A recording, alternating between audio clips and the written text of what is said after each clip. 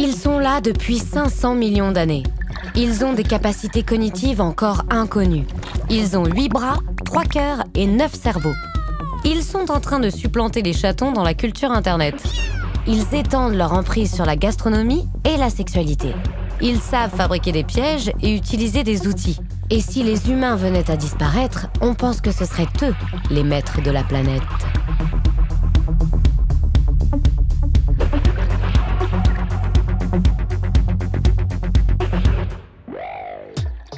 Les poulpes ont des caractéristiques assez dingues.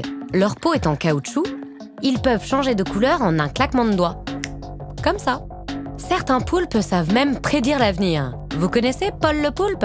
L'animal a prophétisé 12 pronostics exacts pendant la Coupe du monde de football en 2010. Les poulpes sont tellement étranges que certains pensent que ce sont des extraterrestres. Avant d'être un film de science-fiction japonais sorti en 1970, c'est la théorie très sérieuse du chercheur australien Edward Steele. Les poulpes seraient arrivés sur Terre sous forme d'œufs cryoconservés dans des débris de comètes. Les poulpes, ils viendraient de l'espace? Et bien sûr. Tu veux quoi? Que tout le monde dise « mais c'est vrai, c'est des extraterrestres, mais c'est sans preuve, c'est une pure spéculation ». Rudy Ricciotti est un célèbre architecte français. Il construit des musées comme le Mucem à Marseille et est président d'un festival à la gloire des pieuvres. Il est fasciné par les poulpes depuis tout petit. Tous les enfants dans la Méditerranée savent que le poulpe est très accessible. Tu peux le caresser, tu peux laisser ses tentacules s'enrouler autour de ton doigt. Il y a une certaine innocence. Et le poulpe a cette curiosité de s'intéresser à nous. Pourquoi, je ne sais pas. Pourquoi, je ne sais pas. Les poulpes s'intéressent à nous et l'inverse est aussi vrai. L'animal a suscité beaucoup de craintes. Il a une dimension érotico-mythologique dans le Japon féodal d'Okusai. Il donne son nom à une des plus terribles James Bond girls de l'histoire, Octopussy, dans le film du même nom, sorti en 1983. Chez les Scandinaves, il a inspiré la légende du Kraken, un monstre géant et anthropophage.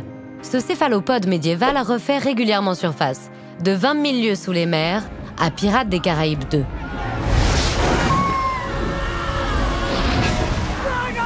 Pourquoi le poulpe fiction fait-il si peur? On ne compte plus les films de série Z où il vient s'attaquer à l'homme à gros coups de ventouses géantes, comme ici dans En eau trouble.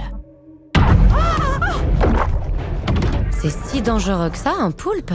Le poulpe, lorsqu'il est adulte, lorsqu'il a un format déjà comme ça, il peut très bien t'enlacer quand tu plonges. Il peut te garder au fond de l'eau. Hein. Le toucher, c'est peut-être aller vers une mort absolue. Contrairement à ce qui est montré dans la série Remous, diffusée à la télévision américaine dans les années 50, on sait aujourd'hui que le poulpe est un être pacifique, farceur et qui apprend très vite. C'est peut-être cette intelligence qui excite les imaginaires. Dans la trilogie Matrix, les sœurs Wachowski se sont inspirées du poulpe pour créer la Sentinelle, redoutable machine programmée pour éliminer les survivants humains.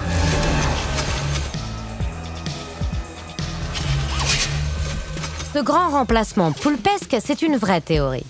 D'après le naturaliste français Théodore Monod, quand l'espèce humaine viendra à disparaître, ce seront les descendants des céphalopodes les mieux placés pour devenir l'espèce dominante, grâce à leur intelligence. La philosophe Vinciane Després va dans le même sens. Dans Autobiographie d'un poulpe, elle imagine que dans un futur proche, les poulpes sauront écrire.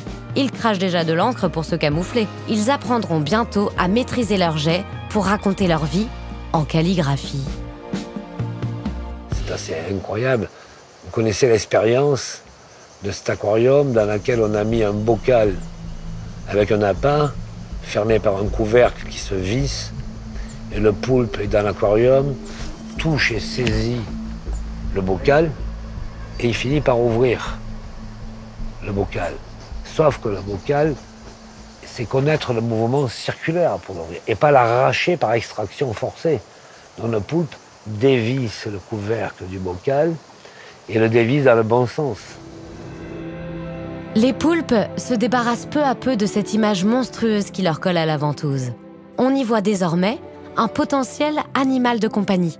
le réalisateur sud-africain Craig Foster a documenté sa relation avec un poulpe pendant 1 an.